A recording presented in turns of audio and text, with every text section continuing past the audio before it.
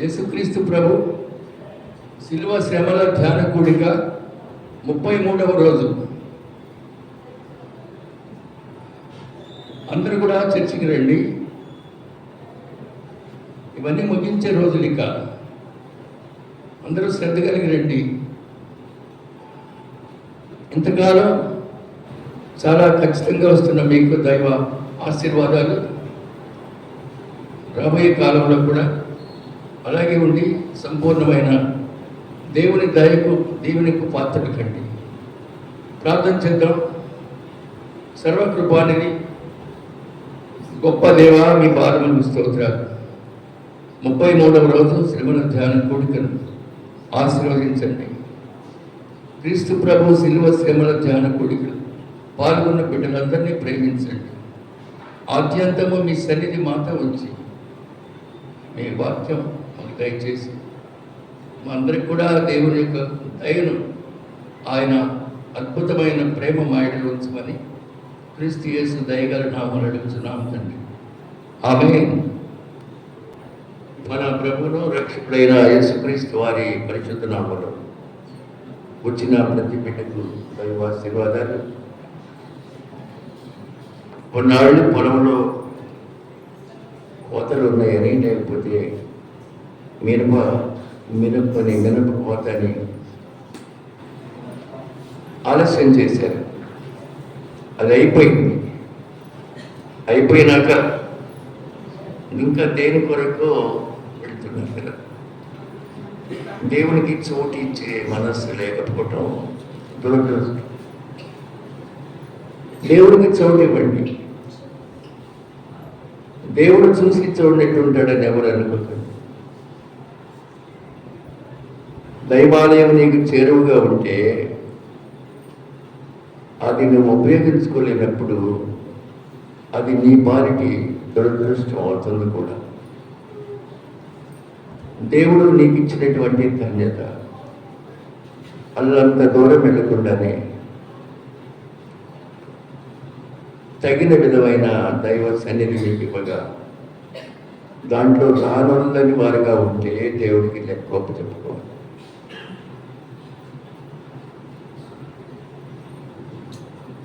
సేవ ఎలా తయారైపోయిందంటే, ఇక్కడ చర్చిలో ప్రార్థన చేయటం కూడా రాదు. వారు ఇంకోళ్ళు తీసుకెళ్తారు, పలానా చోటుకి వెళ్తారు వారు. ఇక్కడేమో ప్రేయర్ చేయటం కూడా రాదు. వారు ఇంకొక 2-3 ఎంట పెట్టుకొని అక్కడ బాగుంటుంది పదాన్ని తీసుకెళ్తారు ఆ ఒక్క పూటకి. అలా ఉంది. నాకు చిన్న డౌట్, ఎంతమందిని తీస్తే 50 ఇస్తామంటారేమో అని కూడా డౌట్. ఎందుకంటే చాలా కాలం క్రితం 20 ఇయర్స్ బ్యాక్ అనుకుంటాను, విజయవాడలో భారీ సభ మీటింగ్ పెట్టారు. ఊరికి ఒక లారీ పంపించారు. మన ఊరిలో నుంచి కూడా వెళ్ళాం మేము, ఒక 50-40 వెళ్ళాము. పెద్ద లారీ. నేను డ్రైవర్ పక్కన కూర్చున్నాను, నేను నమస్కరిస్తాను. అక్కడికి వెళ్ళి అయిపోయిన తర్వాత వాలంటీర్స్ వచ్చి, సార్ మీరు ఏ ఊరు, మీరు ఏ ఊరు అడిగారు అందరినీ. ఫాస్ట్ గారంటే కదా, మీరు కాస్త క్యాష్ కౌంటర్కి వచ్చి కనపడండి అన్నారు. ఎందుకు అన్నారు. మీరు ఎంతమంది వచ్చారండి అన్నాడు. 54. క్యాష్ కౌంటర్లో డబ్బులు ఇస్తారండి అన్నాడు. దేనికి అన్నా. అలా ఇస్తామండి అందరికీ అక్కర్లేదు. సేవ వాక్య వినాలని వచ్చాం కానీ డబ్బుల కోసం కాదు. 54-20 చెప్పున 1000 ఏమో చెప్పారు. సార్ క్యాష్ కౌంటర్ కదా సార్, స్లిప్ ఇస్తున్నారు. స్లిప్ వద్దు, నేను రానయ్యా, అక్కర్లేదా డబ్బు, వాక్యం వినటానికి వచ్చాం, మీరు ఇచ్చేవాటి కోసం కాదని లారీ ఎక్కాను, వచ్చేసాను. అలాగే ఏమన్నా ఇష్టం అంటారేమో, లేకపోతే ఇక్కడ ప్రార్థన చేయడం కూడా రాదు, విశ్వాసం లేదు. పాటలు రావు, ఏమీ రావు, తగుదరా అని ఇంకోళ్ళని పెట్టుకెళ్తున్నారు. అంటే దీన్ని బట్టి ఏదైనా మార్జిన్ ఉందా అనిపిస్తుంది. అలా చేయకండి, దేవుడు నిన్ను వదిలిపెట్టడు. నీ ఆలయాన్ని ఇబ్బంది పెడితే నువ్వు ఏమాత్రమో వర్తిల్లవు సుమా. అదే జరిగింది గిద్యోను కాలంలో. ఇశ్రాయేలుని పరిపాలించిన వారిలో రాజులే కాదు, 15 మంది న్యాయాధిపతులు ఉన్నారు. బైబిల్ బాగా తెలుసుకోవాలని మీ అందరూ నాకు ఆపత్తి. వారిని జడ్జెస్ అంటారు. కింగ్స్ వేరు, జడ్జెస్ వేరు. కింగ్స్ పరిపాలించారు, మధ్యలో జడ్జెస్ కూడా పరిపాలించారు. ఈ న్యాయాధిపతులు గ్రంథంలో ఉన్నదంతా కూడా న్యాయాధిపతులు అంటారు వారిని, వారే జడ్జెస్ అంటారు. ఇశ్రాయేలుని 15 మంది జడ్జెస్ పరిపాలించారు. వాళ్ళలో ఒత్నియేలు, ఏనుగు, దెబోరా, సంసోను, యెఫ్తా, ఏలి, సమూయేలు, ఇలా ముఖ్యమైన వాళ్ళు ఉన్నారు. అక్కడక్కడ కనిపించే బిడ్డలు కూడా ఉన్నారు. ఈ 15 మంది న్యాయాధిపతుల్లో ఈరోజు గిద్యోను కాలం నాటి సంఘటన మీకు చెప్పాలని నేను ఆశిస్తూ ఉన్నాను. న్యాయాధిపతుల గ్రంథం బైబిల్ చూడండి, 6వ అధ్యాయం. న్యాయాధిపతుల గ్రంథం 6వ అధ్యాయం 2 వచనాలు చదువుతున్నాం. ఇశ్రాయేలీయులు యెహోవా దృష్టికి దోషుడైనందున యెహోవా 7 ఏళ్ళు వారిని మిద్యానీయులకు అప్పగించాను. మిద్యానీయుల చెయ్యి ఇశ్రాయేలు మీద హెచ్చాయను కనుక వారు మిద్యానీయుల ఎదుట నిలవలేక కొండలలో ఉన్న వాగులను, గుహలను, దుర్గములను తమకు సిద్ధపరచుకుని ఇశ్రాయేలీయులు విత్తనములు విత్తిన తరువాత మిద్యానీయులు, అమాలేకీయులు, తూర్పు నుండి వారు తమ పశువులను, గుడారములను తీసుకొని మిడతల దండంత విస్తారముగా వారి మీదకి వచ్చి వారి ఎదుట దిగి గాజాకు పోవునంత దూరము భూమి పంటను పాడు చేసి ఒక గొర్రెను కానీ, ఎద్దును కానీ, గాడిదను కానీ, జీవన సాధనమైన మరి దేన్ని కానీ ఇశ్రాయేలీయులకు ఉండనీయలేదు. మిక్కిలి దుర్భరమైన పరిస్థితి. ఇలా ఇశ్రాయేలు భ్రష్టత్వానికి లోనైనారు. చిన్న ప్రార్థన, వెరీ స్మాల్ ప్రేయర్.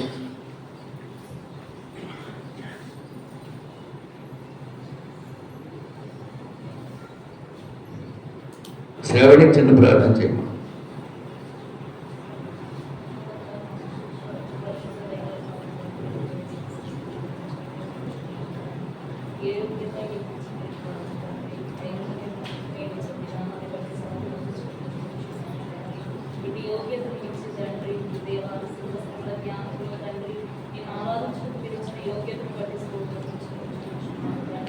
దేవా ప్రతి ఒక్కరు తండ్రి మీ సిలువ శక్తిని కోరుకునే వారిగా స్థిరపరచండి. మీరు చేయండి దేవా, కృప చూపించండి దేవా. మీకు తండ్రి మీ దాసులు వాక్యం చూపించుండగా తండ్రి దూరస్తులమైన జీవితాలు ఫలించులాగా సహాయం అందించండి. మీరు చేయండి దేవా.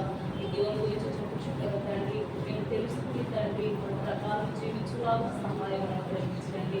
దైవ సేవకులకు మంచి ఆరోగ్యం, శక్తిని, బలమును గ్రహించండి దేవా. ఇంకా గొప్పగా మీరే వాడుతున్నాని ప్రార్థనలు తండ్రి దయతో క్షమించండి. ఏ గురించి అడిగి పెట్టి ప్రార్థిస్తున్నాము తండ్రి. ఆమేన్. ప్రియమైన దేవుని సంగమా, దేవుని బిడ్డలారా, ఈ ప్రార్థనలోనే ప్రియ సహోదరుడు పెదపూడి భాగ్యరావు గారిని మనం జ్ఞాపకం చేసుకుంటూ ఉన్నాం. పెదపూడి రామకోటయ్య గారి, బుల్లెమ్మ గారి కుమారుడు భాగ్యరావు గారు 2002లో మరణించినట్టు ఆయన. ఇది 2026, 24 సంవత్సరాలు అయింది.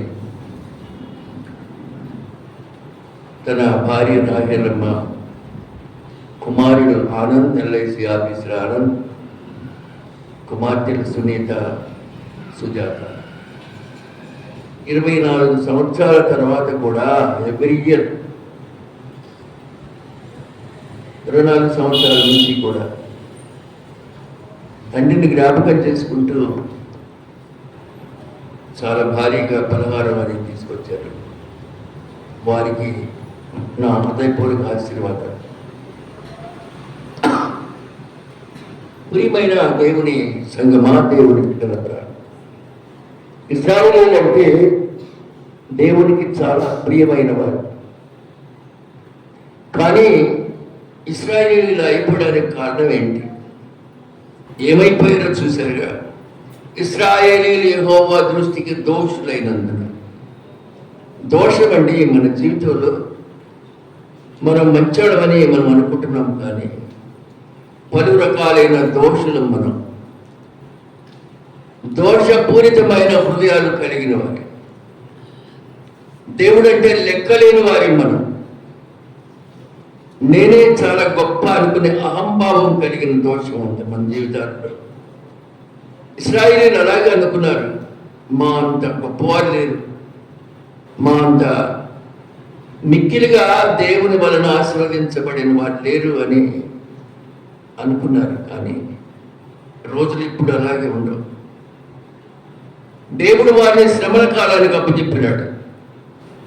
7 ఏళ్ల శ్రమల కాలం. ఇలా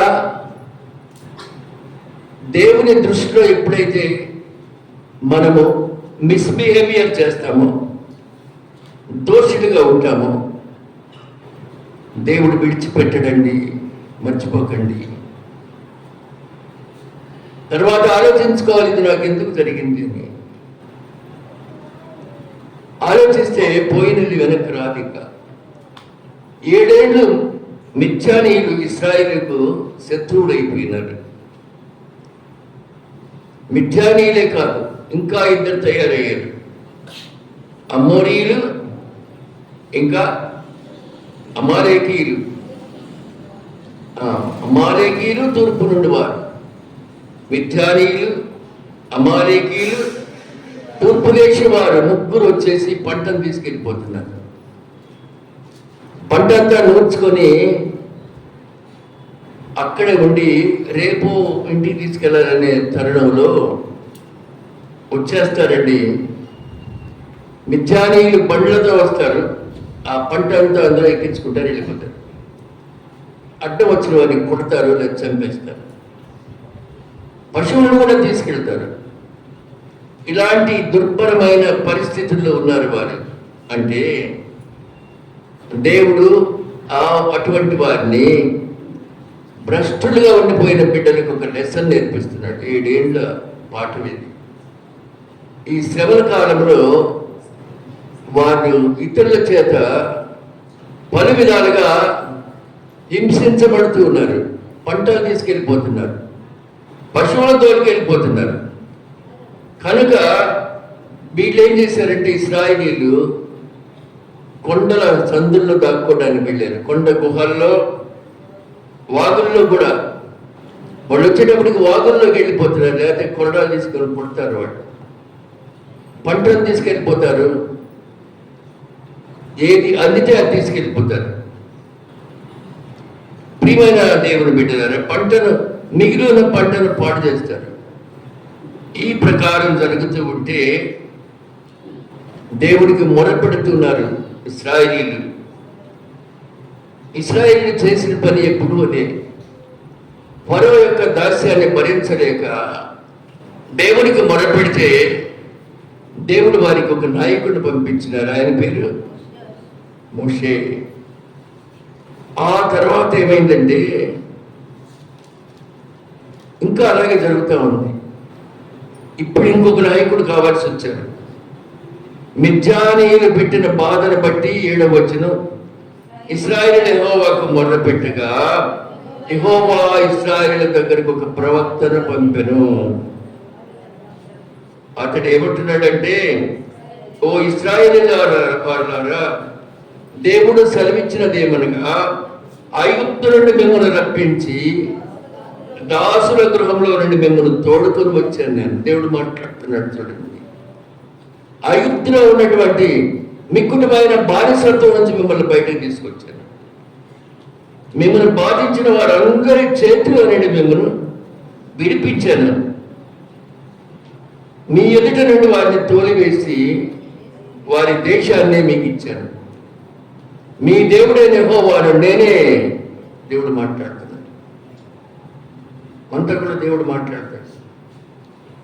ఒకప్పుడు చిన్న పూరి ఇంట్లో ఉన్నావు, చిన్న చిన్న ఇల్లు, దాంట్లోనే 2-3 కాపురాలు, తలుపు లేదు,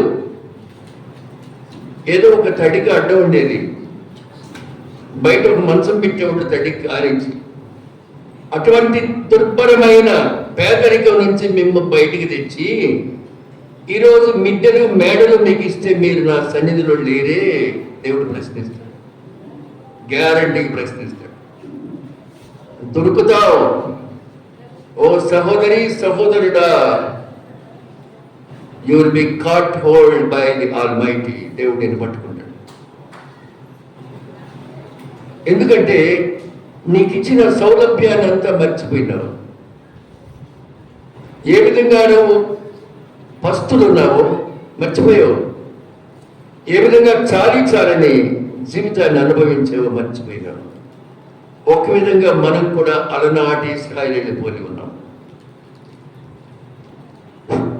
ఒకవేళ దేవుడు 7 సంవత్సరాలు శ్రమలు ఇస్తాడేమో జ్ఞాపకం పెట్టుకున్నాం. ప్రియమైన వారిలాగా దేవుని సన్నిధికి రాకుండా ఏమైపోతూ ఉన్నారు. ఎక్కడ వెసులుబాటు ఉంటే అక్కడగా, ఎక్కడ వాక్యం ఉందో అక్కడగా, లేక ఎక్కడ ఆహారం పెడుతున్నారో అక్కడగా, ఎక్కడ డబ్బులు ఇస్తున్నారో అక్కడగా. ఎందాక మన ప్రయాణం ఇదేనా దేవుడు ఆశించింది? నీ సంపాదనలో 10వ భాగము దేవునికి ఇవ్వకపోగా నీ జీవితంలో ఇంకొకరు పెట్టేదాని కొరకు ఆశపడుతున్నావు అంటే విచిత్రంగా లేదు. ఇలాంటి విచిత్రాలైన పరిస్థితుల్లో మనం ఉన్నందున దేవుడు మర్చిపోడండి. చూడండి, అక్కడ ఇశ్రాయేలీయులారా, నేను ఈజిప్ట్ దేశం నుండి, ఫరో దాస్యం నుండి మిమ్మల్ని బయటికి తీసుకొచ్చాను. మీ గృహం పేరు అప్పుడు దాసుల గృహం. వాడు ఏమనేవాళ్ళు? మా దాసులు వాడంతా అనేవాడు కదండి. ఫరో రాజు వాళ్ళ బ్యాచ్ ఐగుప్తీయులందరూ ఏమనేవాళ్ళు? వాళ్ళు ఎవరంటే మా దాసులు అనేవాడు. దాసుల గృహం అనేవాళ్ళు దాన్ని. ఇశ్రాయేలు గృహాన్ని దాసుల గృహం అనేవాళ్ళు. మిమ్మల్ని బాధించిన వారందరి చేతిలో నుంచి మిమ్మల్ని నేను విడిపించాను. దేవుడు మాట్లాడుతున్నాడు. మీ ఎదుట నుండి వారిని తోలివేశాను. వారి దేశం అంతా మీకు ఇచ్చేశాను. మీ దేవుడైన యెహోవా నేనే. మీ దేవుడైన యెహోవా నేనే. మీరు చేసిన పొరపాటు ఏంటంటే అమోరీయుల దేశంలో నివసించినారు. వారి దేవతలకు భయపడ్డారు. వారి దేవతలకు భయపడకుడి అని మీతో చెప్పింది, కానీ మీరు నా మాట వినకపోతుంది.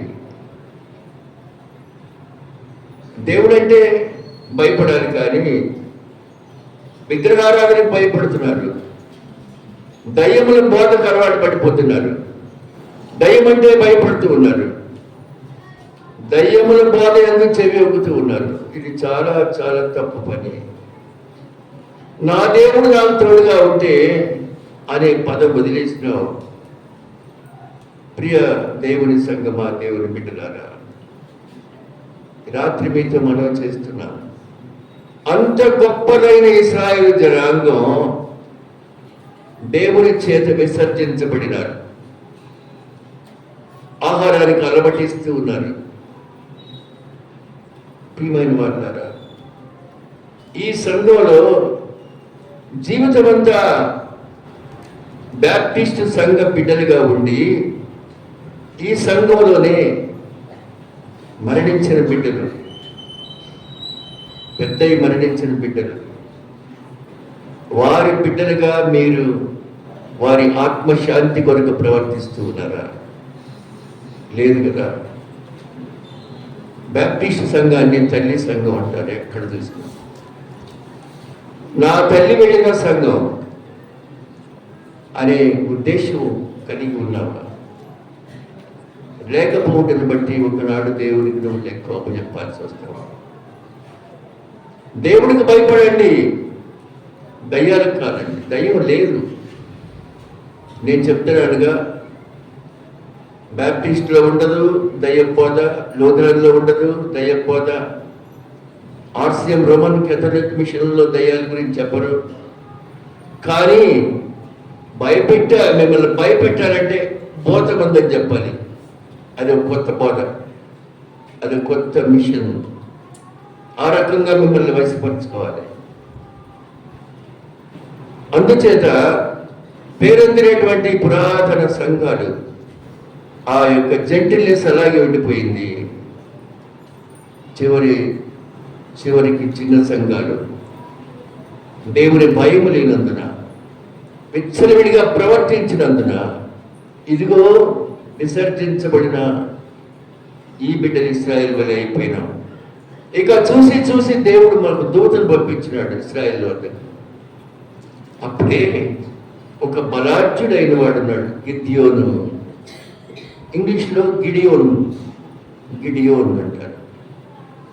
గిద్యోను అనే బలాఢ్యుడు ఏం చేస్తున్నాడంటే చాటుగా గోధుమల్ని నూర్పిడి చేసుకుంటున్నాడు. కొన్ని బళ్ళను అడ్డం పెట్టుకొని చాటుగా తన పొలము తన పంటని చాటుగా నోర్చుకుంటున్నాడట. ఎంత విచారం అండి. యోవాషు కుమారుడు గిద్యోను 11వ వచనంలోని 3వ లైన్లో, యోవాషు కుమారుడు గిద్యోను మిద్యానీయులకు మరుగై ఉండినట్లు గానుగా చాటున గోధుమలను దుడ్లగొట్టుకొనుచుండగా, చూడండి ఎంత కర్మ వచ్చిందో. తన పొలము తన వ్యవసాయం తనే నాటింది, తనే పెంచింది. నూర్పిడి భయపడుతూ చేసుకుంటున్నాడు. కారణం తెలుసు కదా, వచ్చేస్తారండి మిద్యానీయులు అమాలేకీయులు వచ్చేస్తారు. మిద్యానీయులు అమాలేకీయులు వచ్చేస్తారు. పంటనంతా కొల్లగొట్టుకొని తీసుకెళ్ళిపోతారు. అందుకని గిద్యోను అనే బలము కలిగిన బిడ్డ అయినప్పటికీ కూడా తన పొలంలో చాటుగా గోధుమలు నూర్పిడి చేసుకుంటూ ఉన్నాడు. అప్పుడు దేవదూత కనపడి 12వ వచనం, పరాక్రమ గల బలాఢ్యుడా యెహోవా నీకు తోడై ఉన్నాడు. ఎంత మంచి వాగ్దానం అది. పరాక్రమం గల బలాఢ్యుడా యెహోవా నీకు తోడై ఉన్నాడు. చాలా గొప్ప శబ్దం ఇది. అప్పుడు గిద్యోను మాట్లాడుతున్నాడండి, చిత్తమున ఏలినవాడా, యెహోవాకు తోడై ఉండిన ఎడల ఇదంతా మాకేలా సంభవించిందయ్యా. మాకు ఈ అగచాట్లేంటి? ఇది ఒక విధంగా నిష్ఠూరం. దేవుడు మాకు తోడై ఉంటే అగచాట్లేంటి కదండి. మనం కూడా చాలాసార్లు ప్రార్థించి మనకి డెవలప్మెంట్ లేనప్పుడు నిరాశతో ఇలాగే మాట్లాడేస్తాం. దేవుడే తోడుగా ఉంటే నాకు ఇలా ఎందుకు జరిగింది? మానవ మాట్లాడే మనకు వచ్చే ఆలోచనే అది. గిద్యోను కూడా అంటున్నాడు. గిద్యోన్ని దేవుని దూత సంబోధించిన విధానం చూడండి. పరాక్రమం గల బలాఢ్యుడా యెహోవా నీకు తోడై ఉన్నాడు. ఈ గొప్ప ఆశీర్వాదం. ఇలా ఆశీర్వదిస్తే పాపం గిద్యోను ఏమన్నాడు?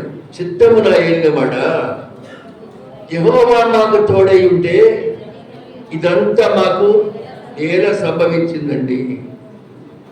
దేవుడే మాకు తోడుగా ఉంటే మా పంట మేము తినలేని పరిస్థితుల్లో ఉన్నాం. మా పంట మేము ఇంటికి తీసుకెళ్ళలేని పరిస్థితుల్లో ఉన్నాం. మా పంట మేము అనుభవించలేకపోతున్నాం. అలనాడు ఇశ్రాయేలీయులకి దేవుడు చాలా చేశాడో విన్నాము. యెహోవా ఐగుప్తులో నుండి మమ్మల్ని రప్పించాడని చెప్తూ ఉంటారే. మా పితరులు మాకు వివరించిన ఆ అద్భుత కార్యములన్నీ ఏమైపోయినాయ్యా? వింటున్నారా? యెహోవా మాకు చేసిన అద్భుత కార్యాలు, మా ఇశ్రాయేలు చేసిన అద్భుత కార్యాలు ఇప్పుడు ఆలోచించేయండి. ఈ బిడ్డ ఆడుకుంటుంది, కొంతమంది అటు చూస్తున్నారు. ఈ బిడ్డను కలవాళ్ళు దగ్గర తీసుకోండి. ఈ బిడ్డకు సంబంధించిన వారు దగ్గరికి తీసుకోండి. అది చూడండి, మా పితరులకు చాలా చాలా చేశారంటే కదా, అవన్నీ ఇప్పుడు మా అన్నం మేము తినలేకపోతున్నాం. మా పితరులు మాకు వివరించి చెప్పిన అద్భుత కార్యాలు ఏమైనా? దేవుడు ఎర్ర సముద్రాన్ని పాయలుగా చేశారని మా పూర్వీకులు చెప్పారు. మాకు దేవుడు ఆకాశం నుండి ఆహారాన్ని కురిపించినాడని చెప్పారు. దేవుడు పూరేడు పిట్టల యొక్క మాంసాన్ని కూడా పంపించినాడని చెప్పారు. ఇవన్నీ ఏమైపోయినాయి? మేము పండించుకున్న పంటను మేము తినే పరిస్థితి వచ్చింది. యెహోవా మమ్మల్ని విడిచిపెట్టాడు, మిద్యానీయుల చేతికి మమ్మల్ని అప్పచెప్పాడు. చూశారండి ఎంత నిష్ఠూరమో. దేవుడు మా చెయ్యి వదిలేశాడు, మిద్యానీయులకు అప్పచెప్పేశాడు, మా శత్రువుల చేతికి మమ్మల్ని అప్పచెప్పేశాడు. అంతటా దేవదూత వచ్చిన పని పూర్తి అవ్వలేదు. అవ్వకుండా ఏ దేవదూత బెడరు. 14 వచ్చిన అంతటా యెహోవా అతని వైపు తిరిగి బలము తెచ్చుకొని వెళ్ళయ్యా, మిద్యానీయుల చేతిలో నుండి ఇశ్రాయేలులను రక్షింపుము, నిన్ను పంపినవాడు నేనే. ఇప్పటికైనా నేనే దేవుడే, నేనే నీకు సహాయం చేస్తున్నా. ఇదిగో నువ్వు బలం తెచ్చుకొని వెళ్ళు, ఆ మిద్యానీయుల చేతిలో నుండి నీ జాతి వారైన ఇశ్రాయేలుని రక్షించుకో. చిత్తమునైన వాడ, దేని సహాయం చేత నేను రక్షించుకునేదయ్యా? నా కుటుంబం మనస్సే గోత్రంలో, అంటే ఇశ్రాయేలు గోత్రాల్లో మనస్సే గోత్రం ఉందో తెలుసు కదా మీకు. ఆ మనస్సే గోత్రంలో నుంచి వచ్చిన వాడిని నేను. నా కుటుంబము మనస్సే గోత్రంలో ఎన్నిక లేనిది. ఆ పెద్ద పెద్ద లేవి గోత్రం, యూదా గోత్రం అవి కాక మనస్సే గోత్రం అనే చిన్న గోత్రంలో పుట్టాను నేను. నేను ఎన్నిక లేని కుటుంబ సభ్యుడను.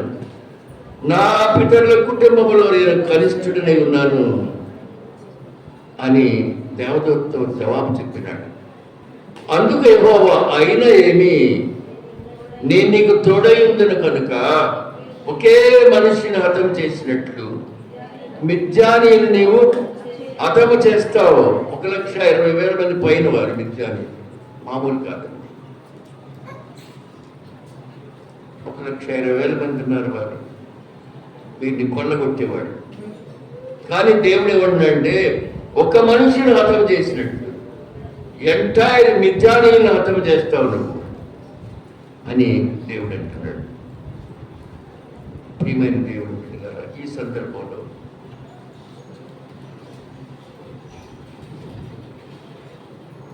వచ్చిన నా ఎడల నీ కటాక్షము కలిగితే నాకు ఒక సూచన చూపించయ్యా. నేను నీ మాటను, ఓ దేవదూత, నేను నీ మాట నమ్మాలి అంటే నాకు ఒక సూచన చూపెట్టు. ఇదిగో నేను నీ అంతకు నా అర్పణను బయటికి తెచ్చి నీ సన్నిధిని దాన్ని పెట్టి వరకు ఇక్కడి నుంచి వెళ్ళబాకు. ఇంటికి వెళ్ళి అర్పణ, ఏదో భోజనం, మటన్ కానీ ఏదో తీసుకొస్తాను, అక్కడ ఇక్కడ ఉండు. అప్పుడు దేవదూత నేను వచ్చే వరకు ఉంటా, వెళ్ళిరా అంటూ ఉన్నారు. గిద్దెవరు ఒక మేక పిల్లను తూమెడు పిండితో పొంగని భక్ష్యములను సిద్ధపరచి, ఒక మేక పిల్లను వధించి మటన్ కూర చేశాడు. పిండితో భక్ష్యములు చేశాడు. అవి ఒక గంపలో తీసుకొచ్చాడటండి. అది వడ్డిన నీళ్లను కుండలో పోసి ఆయన కొరకు ఆ మస్తక వృక్షం దాన్ని తీసుకుని వచ్చాడు.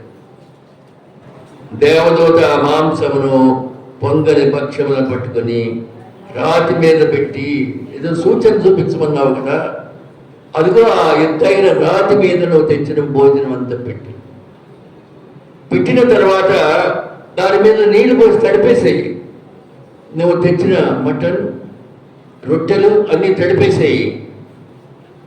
యెహోవా దూత తన చేతులను కర్రను చాపి ఆ మాంసమును పొంగని భక్ష్యములను ముట్టినప్పుడు అగ్ని ఆ రాతిలో నుండి వెడలి మాంసమును పొంగని భక్ష్యములను కాల్చివేసిన. నీళ్ళంతా ఆవిరైపోయినాయి. అంతటి యెహోవా దూత ఈ సూచన చూపించి వెళ్ళిపోయినాడు. గిద్యోను ఆయన యెహోవా దూత అని ఎంత కార్యక్రమం జరిగినాక తెలుసుకొని ఆహాహా సంతోషం, ఆహాహా నా ఏలినవాడా యెహోవా, ఇందుకే కదా నేను ముఖాముఖిగా యెహోవాను చూచితిని. నేను ముఖాముఖిగా యెహోవాను చూశాను.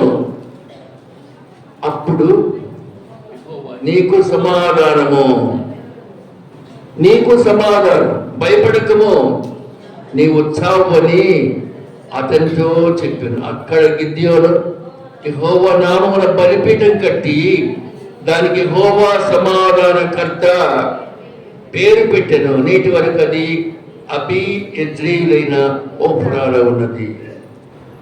అక్కడ దేవుడికి బలిపీఠం కట్టుకున్నాడు.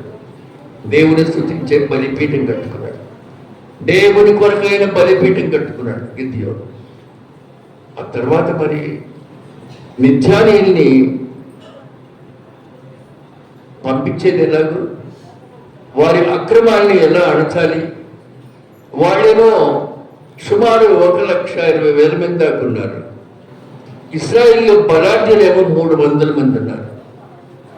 ఈ 300 మందిలో గిద్యోను అనే నాయకుడిని, పరాక్రమ గల బలాఢ్యుడా, ఆ మిథ్యానీయుల చేతిలో నుంచి మీ జాతి వారిని రక్షించుకొని దేవుడు అంటున్నాడు.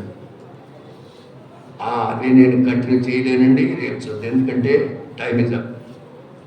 చాలాసేపు పడుతుంది, 1 అవర్ పడుతుంది, అట్లీస్ట్ 40 minutes పడుతుంది. It's a war between Israelites and Midianites. ఇశ్రాయేలులకు మిథ్యానీయులకు మధ్య వార్, యుద్ధం. 1,00,000 మంది ఉన్న ఆ మనుష్యులను 300 మంది ఉన్న ఈ మనుష్యులు ఎలా గెలుస్తారు? ఆ 1,00,000 మందికి వెపన్స్ ఉన్నాయి, ఆయుధాలు, వీళ్ళకి లేవు. How it is possible? Let us find out tomorrow through Bible. రేపు బైబిల్ ద్వారా, పరిశుద్ధ వాక్యం ద్వారా అది ఎలా సాధ్యమో మనం తెలుసుకున్నాం. అసాధ్యముల నుండి సాధ్యము చేసేవాడు దేవుడు. ఎలా? శూన్యముల నుండి సృష్టిని నిర్మించిన వాడు. ఏమీ లేనితనములో నుంచి ఈ దేశం అంతటినీ ప్రపంచం సృష్టించిన వాడు. భూమి నిరాకారముగాను శూన్యముగాను ఉండెను, అగాధ జలములు దాని మీద అల్లాడుతూ ఉన్నాయి. అంటే శూన్యములో నుంచి సృష్టి ఏర్పడింది. ఏమీ లేని దగ్గర నుంచి దేవుడిచ్చాడండి. అవునా? మనమే సాక్ష్యం అండి. లేని స్థితి నుంచి ఎంతో ఉన్నత గొప్ప సంపన్నులం కాకపోయినా చాలు, we are sufficient. Hand to mouth, we are earning hand to mouth. చేతిని నోటి దాకా తీసుకెళ్ళినంతైనా సంపాదించుకుంటున్నామని ఇంగ్లీష్ అర్థం. కాబట్టి ఈ యుద్ధం మిథ్యానీయులు, ఇశ్రాయేలీయులు, దేవుడు తోడుగా ఉంటా అన్నాడు. ఏ విధంగా తోడై ఉంటాడో అది రేపు వివరంగా తెలుసుకుందాం. అందాక వెయిట్ చేయండి. ప్రభు నేను ప్రార్థన చేయండి. కళ్ళు మూసుకోండి. పరలోకమందున్న మా తండ్రి, నీ రాజ్యం మాకు వచ్చిగాక చిత్తం పరలోకము నెరవేరినట్లు భూమి మీద మాకు కావలసిన ఆహారం మీరు మాకు దయచేయండి. మా ఎడల అపరాధం చేసిన వారిని మేము క్షమించినట్లు మా అపరాధములు క్షమించండి. శోధనలో చేయక కీడు తప్పించండి. రాజ్యము బలము మహిమ నిరంతరం ఇవైనావు. మన రక్షకుడును పరమ తండ్రి మన కొరకు సిలువలో తన అత్యధికమైన కృపను కుమరించి రక్తాన్ని పొంది యేసు దేవుని ఆశీర్వచనం కూడి ఉన్న మనకును ప్రియ సహోదరుడు భాగ్యరావు గారి కుటుంబానికి, అలాగే ప్రియ సహోదరి హాస్పిటల్లో ఉన్న మాణిక్యమ్మ గారికి ఆయన ప్రేమ ఇప్పుడు వీళ్ళకు సదాకాలం అనుగ్రహించబడునుగా. ఆమె అందరికీ ఉన్నారమ్మా.